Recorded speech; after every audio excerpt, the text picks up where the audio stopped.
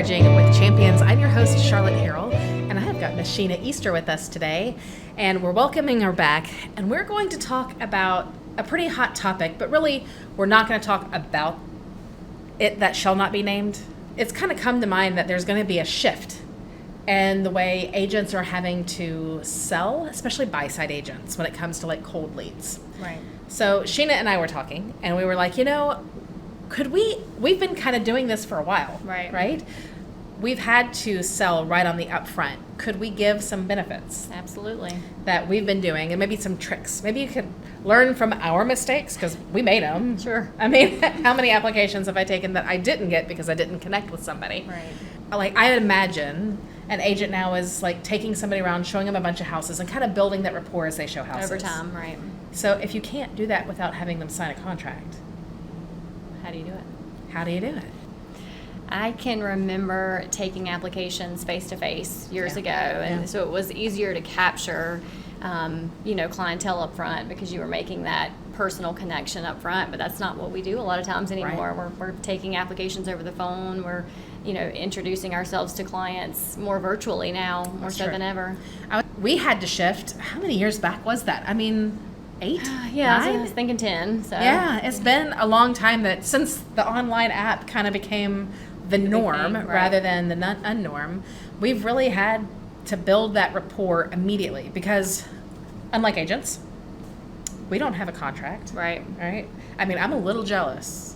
I'm actually a little jealous that now everybody has to have a signed contract before they go show houses, even if it's just for a day, whatever. Right. I don't have a day. I would love to have a day contract. Right. Like, you have to sign up with me at least for a day before I start working on this right. for you. Right. We're jealous. Get the commitment of the new law, for right. sure.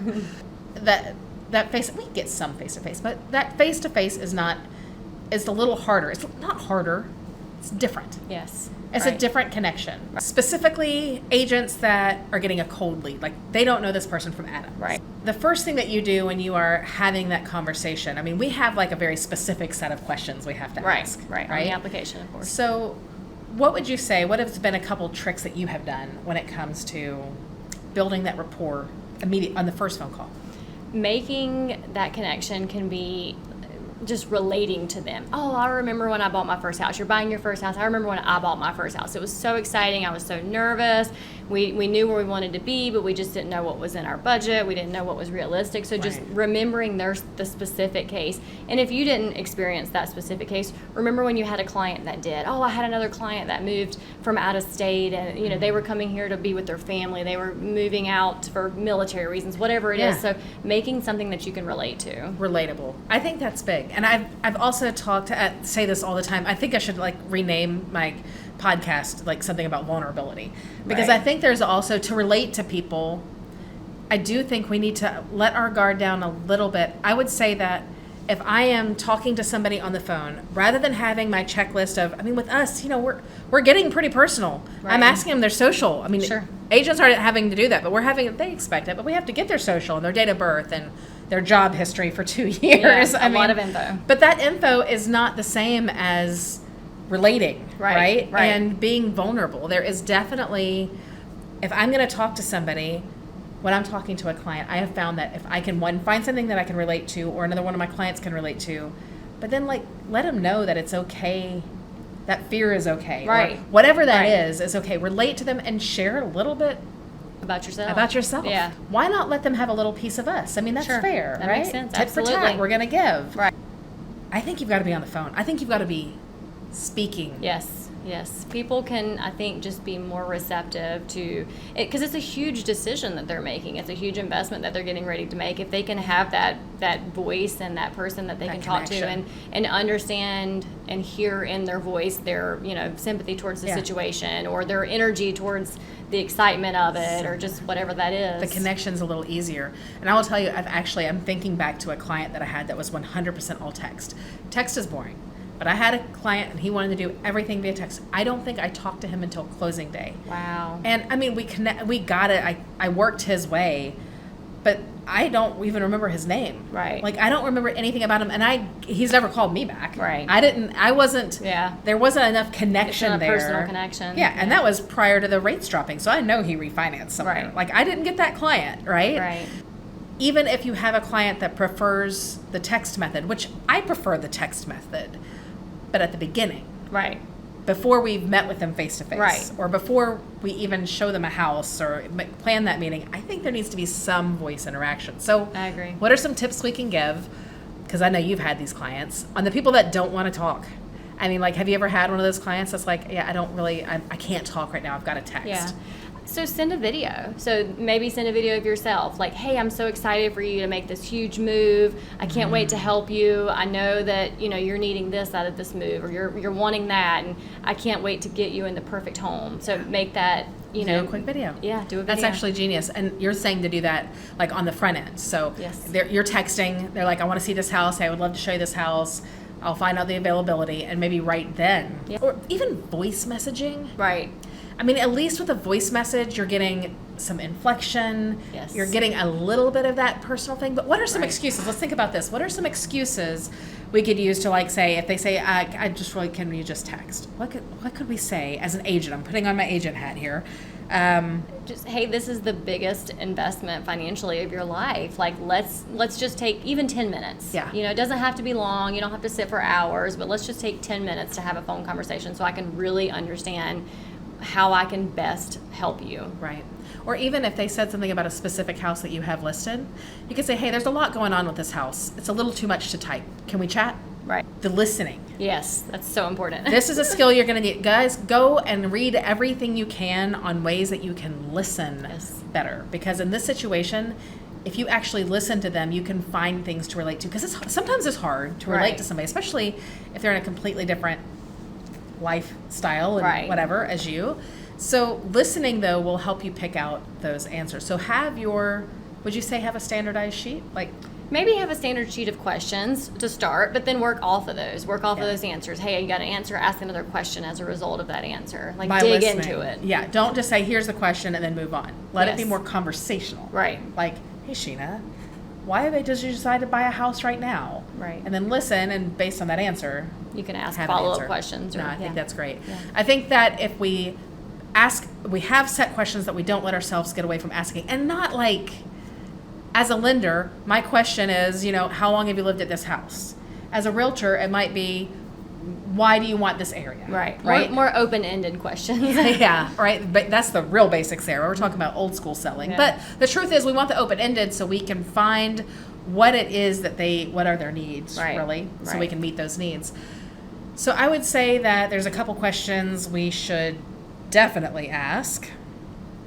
I'm thinking first, like, why are you moving? Right. Why now? Coach Burt, he said, ask the why now and how long have you been thinking about moving? Question. And I like that because that's going to tell you right then if they've been thinking for like 2 years, one, that's going to give you a pain point. They're like, we've been wanting to do this for 2 years. Right. Now you can really talk about, that's an open, like, really? So what happened tell me what's going on? What steps have you taken? Yeah. Right. So that really can give you a good question. And the why are you doing this now? I feel like you're going to get a lot of questions answered by that question. Right. So if that's like a non-negotiable, like, and that's an easy conversation. Like, hey, I know you saw this house, go into the house a little bit, answer, do what you promised up first. Say, by the way, what made you decide to start looking right now? What made you decide to buy? Right. And then that can identify their pain points because you want to be able to solve a problem, right? That's it. And they're also going to feel more open to talk. Right. I think that learning how to listen is actually a skill set. Absolutely. I mean, you can practice how to listen. If I was thinking about this, I would actually, like, being intentional with listening to situations, you might find you don't listen as much as you think. Absolutely. Practice with your kids. It's a good place to start. That's a really good place. But we're going to talk life lessons and learning how to do your business better. But check in on yourself. How often are you actually listening? Right. Or how often are you thinking of the answer in your head before you start? Right. Being able to listen and practice listening with the people around you to where when you're on that phone call, that phone call is crucial. Right. I mean, do you think they're going to stop scrolling through Zillow or Homes.com No. after they talk to you? No, they're So going to keep scrolling. Seal them in already, secure them, show them your value immediately. Right. As a lender, that's something that we really have to face because, of course, they're shopping. A lot of times they even got multiple names from their realtor. Right. And so they're calling us, and we know that the next call is probably going to be to another lender unless we wow the cuss out of them. Right. Which is what we want to do. That's what we're here for. We want to wow the cuss out of them. Another thing that we do, I would say, on our end that wows is we talked about being relatable and listening, but also taking their conversation and then immediately converting to doing something when we hang up. So, Right. an example, you mentioned video. I think that's a great idea. I feel like when they hang up with us and when they hang up with you, agents and lenders and insurance agents, guys, goes for anybody in our Right. industry that's doing sales. Right. So if you're on the phone with somebody and you hang up, knowing that the next thing they're going to do is probably shop you or go looking at another house. Right. I think having a system that you do every time that is a follow-up to that phone call as soon as you hang up, whether that be a video. Guys, my last Recharging with Champions was on tech. There was a cool thing that was a template for making a video. Oh, yeah, that's great. It's a cool idea. It kind of gives it's like a business card video, but you personalize that video. Yes. Personalize. People love that. They do. Yes. When you have that start with their name. It's always great. Yeah, like. Because "Hey, it looks like, Sheena." I mean, you really took the time to invest in them and address it to them specifically. And if you're camera shy like some of us, just do it anyway. Just do it anyway, right? Just do it. Because it is gets your easier. face. Yeah, It's what it is. Believe it or not, this is exactly what they see when I'm in front of them or on camera. Right. That's accurate. Another thing that I would say with the videos is if you are super camera shy, that template you can reduce. It's not your whole face on the camera. Right. It's a smaller portion of your face Yeah. on their phone. But which still enough that they can get you. it's still, that's it. And it's super personalized. Right. So if I'm shopping for a house and my realtor, I hang up the phone with an agent that I have called about the pricing or going to see a house. And the next thing I do is get a video from them with my name in it. Like, hey, Charlotte, I just got off the phone with you. Yeah.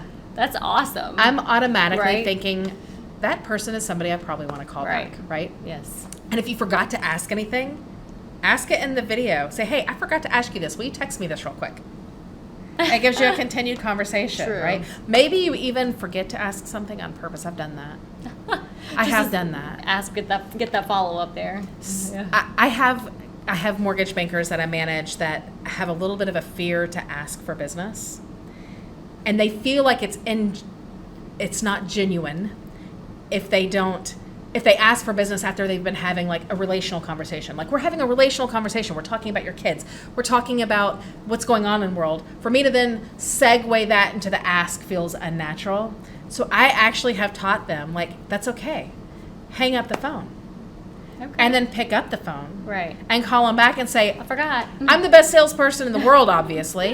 Like, that's Yeah, funny. Like, right. I'm obviously the best salesperson in the world. I talked to you for an hour and I forgot to mention the whole reason I'm calling. I'm really trying to pick up some new listings. Do you happen to know anybody in this area that is looking to list their house? We are so low on inventory. I'm just calling all of my past clients. That's So great. it's almost like you're saying you are so important to me in that first call Right. that I was just forgot to focused ask. on you. I was just Yeah. talking about all your cool. You were so interesting, Right. That I forgot to ask on purpose. That's a great. sales tip, right? Especially if now some people can just segue right into it, Right. and that's cool. That's fine. But at the end of the day, we need to be asking. Right. We need to be asking. Right. That was a tangent. Sorry. Another thing that we have that agents have used, and sometimes they have it through their own CRM or their own management system, is that like infographic about an area. Right. This is like how much the median house is selling for, what the appreciation rate Right. looks like, what other things we have there? Renters versus Yes. homeowners. How many renters are in that zip code or in that area? How many homeowners? What the average income is in that Right. area? Another thing you could do, again, I'm trying to think of ways that you could kind of step up your game and get recognized. They hang up that phone, we probably know they're going to keep looking. Right. Or keep calling. On the lending side, we like to give like a estimate, some kind of a numbers. And if you're really stepping up your game, you do that on video. That's right. That's the way to go. But sending them something that is you heard them, you heard what area they're looking for. Hey, I know you said you were looking for this north side of town. Why don't we get that data. Look at this data and then pass that on. Right. So if you don't have something like that, a lot of times your lender will have Right. some resource that can give you some of the cool neighborhood information. And honestly, you probably work in a certain area. There might be like you know it. You know 10, the area. 10 zip codes that you work with, maybe Right. less. You could literally have that pulled up for each area. Right. And just have it saved on your phone Have to it where ready after to you go. talk to them, you can send it to them. And if they change areas, say, did you want me to send that infographic for you on that? I mean, Drop it in. sprinkle, sprinkle. Yeah, that's right. All the good toppings. That's it. That's it. And I like the idea of the one-on-one after, like, agents have the greatness of typically meeting with their people. Right. Another thing you could do is by using that area information. So if you've talked with somebody, the house that they were looking at is not available anymore, and you just can't get, sometimes you just don't get that connection where you can say, let's do another house. Right. You could say something like, I'm going to send you, that is in that north part of town. When we hang up, I'm going to send you a little bit of information about that area. Do you want me to just find other houses in that area and just circle back with you tomorrow or Yeah. whatever that looks Who like? would say no? Nobody. Yeah, nobody's going to say no to that, especially if you're offering something free. I like the idea of offering something that you're going to give them Right. up front. Right. Like for us, we offer to give them pre-approval. That's a pretty easy Right. follow-up. But for an agent, I would think that offering some sort of information that's going to help them in their decision making, Right. whatever that looks like, Yeah. would be really good. 'Cause you're the expert. Take your tools and You're the expert. Offer that. And man, getting an appointment, I think that's going to be the biggest change.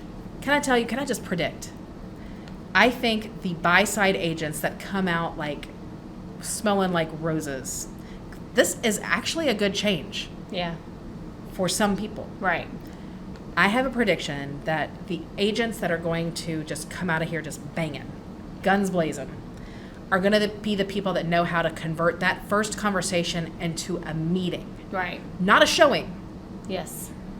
I think scheduling a meeting after, even if it's at a coffee shop, Right. Doesn't have to right be before the formal. showing. Yes. You guys are signing up for, you're going to have somebody sign a contract to work with you, even if it's for 24 hours, which is lame. By the way, if my agents start doing 24-hour contracts on a regular because they're too chicken to actually get a real contract, lame. Yeah. Guys, we are Believe in so yourself. jealous. Believe in yourself. We are so stinking jealous of the opportunity that you have to actually lock in a client Right. as a lender who is drooling over that opportunity. They don't get to pick us until they sign at closing. Right. Right? They can literally dump us anytime. Anytime Talk before about that. volatile relationship. Right. In a volatile market, it's the worst. But if an agent can convert that initial conversation, you relate, you talk, you listen, they like you, you find the right energy, you match their energy, right? Yep. If you can get that to a, hey, I typically meet my buyers one-on-one just to get to know you a little bit better so you can see what I do for you. You're going to be signing a contract with whatever agent shows you agent shows you a house, right? I just like to meet people first, give you the fair opportunity to interview me. I mean, Right. you're basically hiring me for probably the biggest job that you're going to hire for, Ever. at least this year, Yeah. right? So why don't we meet face to face and have like a real interview? Do you want to go grab coffee? I think the agent that can convert all of those conversations into one-on-one meetings, they're going to be Right. on top. Yeah, I agree. That's I think huge. they're going to win. For us, that would be the loan officer that converts the, hey, I want to shop your rate. I don't want to give an application into an application. Right. That's us. We Right. get that all the time. Oh, We yeah. don't want What's an your rate? application. We just want to know what your rate is, which, by the way, we can't give you without an application. Right. We don't know what it is. I mean, I can throw you the lowest thing on the rate sheet, but that is, Not a guarantee. it's a lie. It's not a lie. It's just not factual because we don't have the data. Right. Same thing, but we are always trying to convert those conversations into a do my application. Right. So agents, you need to convert your how much is this house and is it still for sale into an appointment, Right. not a showing. Yep. Step Now, one. Step one. So I think that anything you can do immediately after, that immediate connecting on the beginning, listening, I think that's, and relating. You said relating. There's listening and relating, and I think Yes. you need both. Oh, for sure. And while relating, if you have a chance to get a little bit vulnerable, share a little bit about yourself, Right. I really think that if you do that on the upfront, You're more likely to capture. you're more likely to capture. I like it. I do too. Sheena, thank you for joining us Thank today. you for having again, me this is again. Recharging with Champions. We will be back next week. We'll see you then.